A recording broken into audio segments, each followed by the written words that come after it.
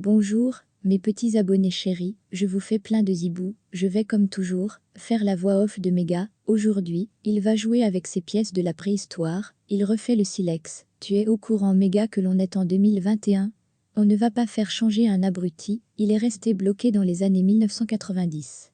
Il ne voit pas le futur comme Doppler, le b.a.-ba de la nouvelle génération, bling, bling, bref, il ne franchira jamais le pas.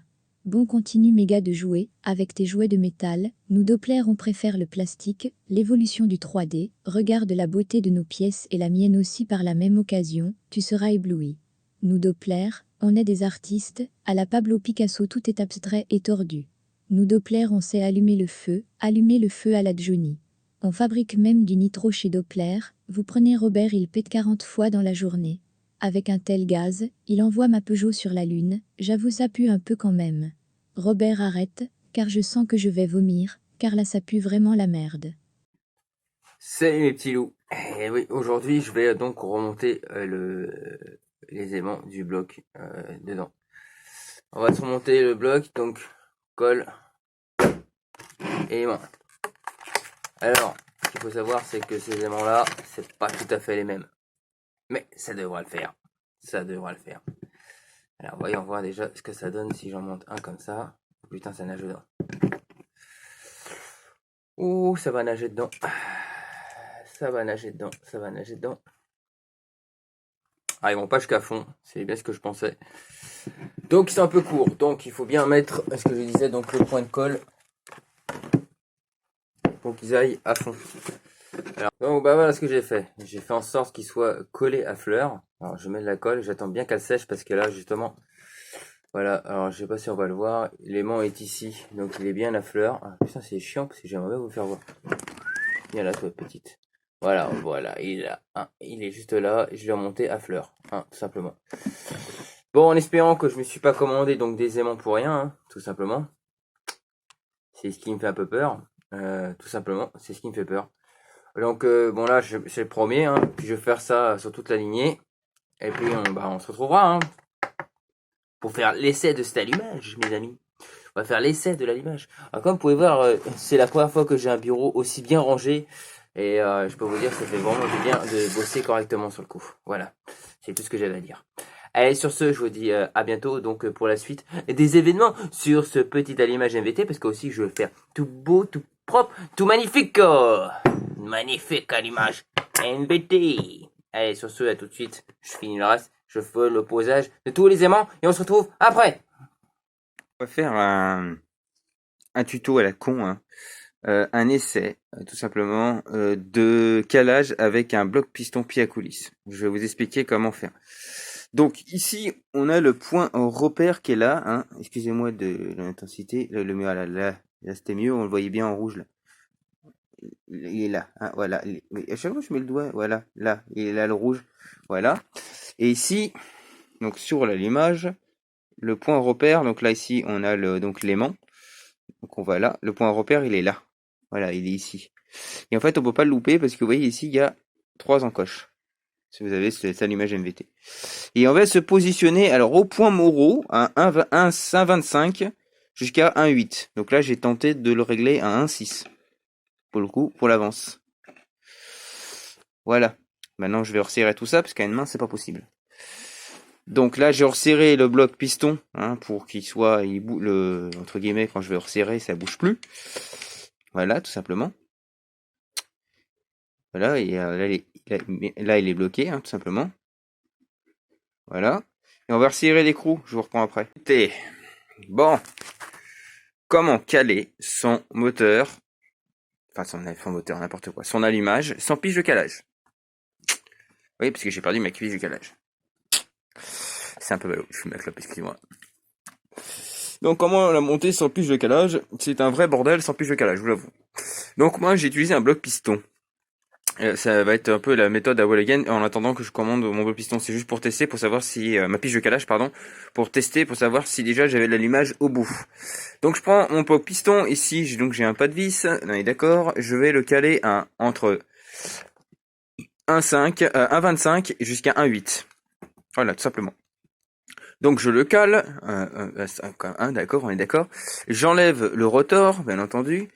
Je le tourne à l'inverse du l'aiguille du montre, bien entendu, jusqu'au point morot du piston.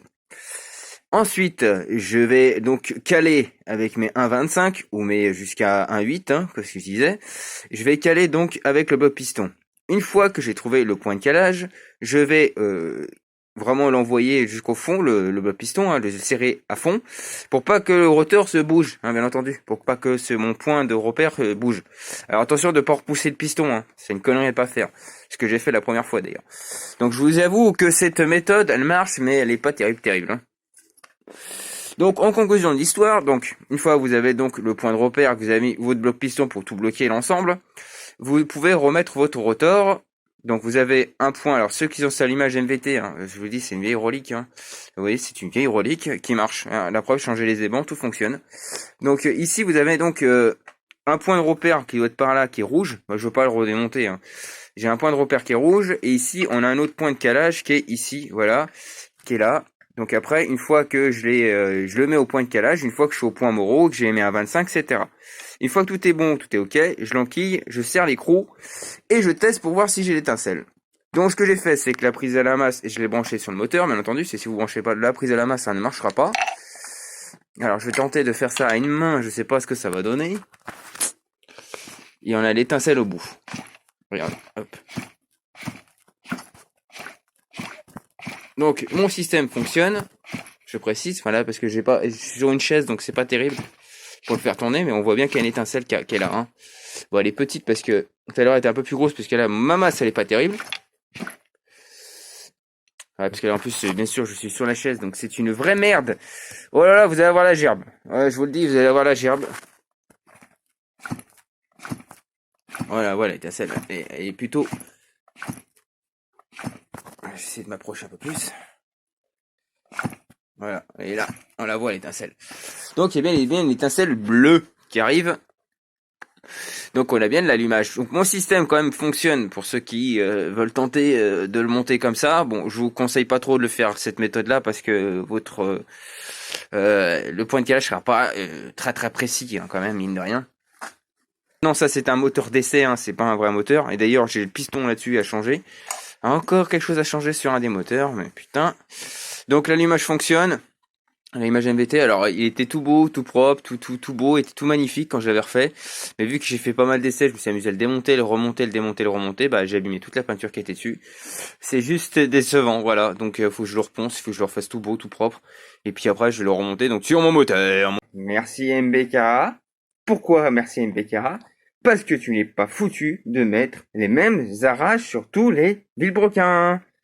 Tu me casses les bonbons. Alors je suis obligé de me fabriquer un système d'arrache, voilà, tout simplement, tout con. Hein, j'ai trouvé une cale, comme ça. Et puis après, avec la vis ici, qui cale le milieu. Oh, une vraie solution. Et j'ai même tordu la patte pour vous dire qu'il était bien serré, l'enculé, quand même. Hein. Oh, vain Dieu. Mais je suis rêvé, hein, je l'ai enlevé, hein, le voici, le voilà. Oh putain, j'en ai chié. Bon, de toute manière, le but étant de virer ça. Ah bah, c'est super. Il y a même une vis à l'intérieur. Oh, c'est mortel. Non, c'est peut-être pas la vis à l'intérieur, c'est peut-être moi qui l'ai foutu dedans. Bon, allez, sur ce, on va démonter ce bloc, parce qu'il y a un petit vilebrequin dessus qui m'intéresse beaucoup. Oui, parce qu'il faut que je récupère ça. Donc, bien sûr, faut pas taper dessus, hein, bien entendu. Allez, on se retrouve après, hein, quand on aura démonté ça. Appétit, mes amis. Bon, voilà, moi je suis à ma pause repas. Attends, 30 secondes, je peux pas être sur le moteur, manger en même temps, c'est pas possible, non. Alors, je suis humain, hein, je mange, oui, je mange, et je chie, comme tout le monde, hein, je vais aux chiottes, voilà, c'est tout. Hein. Là, j'ai un nouveau radiateur que je chauffe bien, hein, sur le coup. Bon. Oui, donc j'ai repeint le petit allumage MVT, j'ai repeint le rotor parce qu'il était vraiment, en fait, je voulais le faire d'une couleur, mais vu l'état du rotor, j'ai préféré le repeindre. Et encore, même la peinture, elle est pas super belle. Et puis j'ai fait ressortir les petites pointes, les pointes de rivet. Mon système d'arrache à la Made in Méga 2R, bah ça marche, hein, y a pas de souci, regardez, ça marche bien. Attends, je pose mon repas. Et regardez, hein, alors il faut utiliser une petite pointe au milieu, hein, parce que si vous utilisez un plat, c'est pas bon pour votre vilebrequin. Et tout à l'heure, j'ai dit une belle connerie parce que c'est pas le vilebrequin qui pose problème sur les moteurs MBK, c'est leur allumage qui sont pas capables de faire toujours des arraches, parce que là-dessus, en fait, il n'y a pas de filetage sur le côté. Donc en fait, on est obligé de le démonter avec ce système-là, ou éventuellement avec les griffes. Mais vu que j'ai plus de griffes parce que je l'avais cassé il y a un petit moment de ça, et puis j'avais vraiment pas envie d'en recommander un autre parce que j'ai dit j'ai encore perdu du temps, etc. Blablabla. Surtout que là, on a une commande, c'est parce que je veux pouvoir me remettre sur la Covid-19. Enfin, voilà. Bon, donc il y aura peut-être moins de vidéos parce que je vais arrêter un peu le projet MBK 51 et puis je vais être obligé de repasser sur la Covid-19. C'est toute une histoire. Donc voilà, conclusion de l'histoire. Bon bah écoutez, je vais bouffer mes nouilles. Oui, parce qu'en fait, je suis une grosse nouille, voilà, comme diraient certains.